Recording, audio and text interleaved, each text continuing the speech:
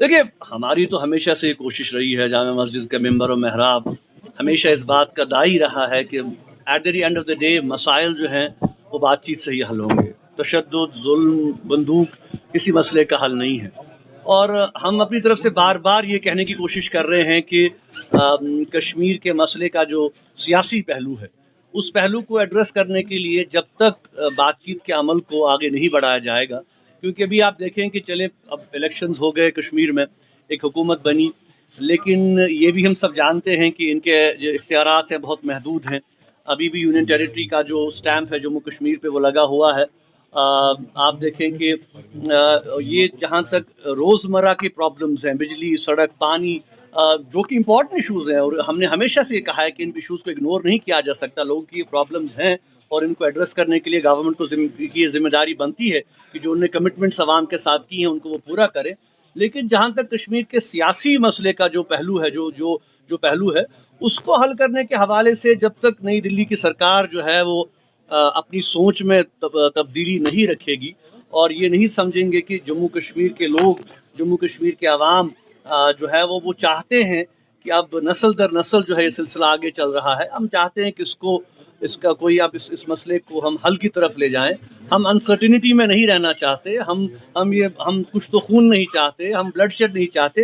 اچھی بات ہے کہ پچھلے 4-5 سالوں سے آپ دیکھ رہے ہیں کہ سیز فائر لائن پہ جو ہے وہ گولہ باری نہیں ہو رہی ہے، دونوں طرف سے لوگ جو ہے کم سے کم تھوڑی راحت محسوس کر رہے ہیں.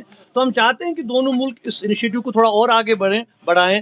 ٹریڈ شروع ہو کشمیر کے حوالے سے. جو آپ نے دیکھا کہ جو بس سروس تھی وہ بند ہو گئی، جو ٹریڈ تھا وہ بند ہو گیا.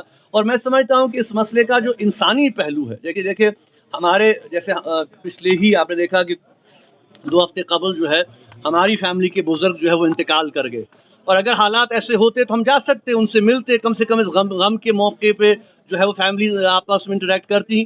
لیکن آپ دیکھ رہے ہیں کہ سلسلہ پھر سے بند ہو گیا ہے. ٹریڈ ایک آدھ سلسلہ تھا 2 طرف کے کشمیر کا، اس سے بہت کام آگے بڑھا، بہت سی فیملیز کو اس سے فائدہ مل رہا تھا، ایک کنیکٹیویٹی بڑھ گئی تھی. تو میں سمجھتا ہوں کہ اس قسم کے انیشیٹیوز کو ری وزٹ کرنے کی ضرورت ہے. اب ظاہر سی بات ہے کہ یہ سارے انیشیٹیوز یہاں کی حکومت کے ہاتھ میں نہیں ہیں، یہ جو مرکز کی حکومت ہے ان کے ہاتھ میں ہے. اور میں سمجھتا ہوں کہ اگر وہ کوئی پازیٹیو انڈیکیشن دیں گے، جموں کشمیر کی قیادت تو ہمیشہ وہ اس کو آگے بڑھائے گی. اور مجھے پورا یقین ہے کہ پاکستان کی بھی جو قیادت ہے وہ بھی آج اس بات کو سمجھتے ہیں کہ معاملات کو جو ہے وہ ڈائیلاگ اور گفتگو شنو سے ہی حل کرنے کی ضرورت ہے. صاحب، جو سپریم کورٹ کی طرف سے ورڈکٹ آیا، جو بلڈوزر پالیسی آپ پر چلائی جا رہی تھی، تو اس کے حوالے سے کیا بتائیں گے؟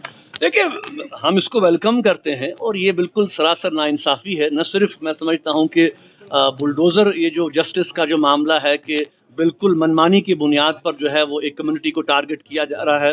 اور آپ دیکھیں کہ نہ صرف اس حوالے سے بلکہ آپ دیکھیں کہ ایک اور بہت بڑا مسئلہ جو ہمارے لیے ہے وہ جو اس وقت جو جے پی سی بنائی گئی ہے وقف ایکٹ کے حوالے سے. تو اس کے حوالے سے ہم نے بھی ایک خط لکھا ہے جے پی سی کے ذمہ داران کو، پال صاحب کو، اور ہم توقع رکھتے ہیں کہ جموں کشمیر کی لیڈرشپ کو اور یہاں کی جو مذہبی لیڈرشپ ہے ان کو بھی وقت دیا جائے گا.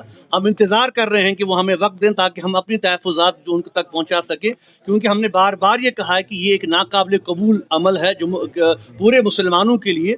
وقف جو ہے وہ ایک شرعی مسئلہ ہے.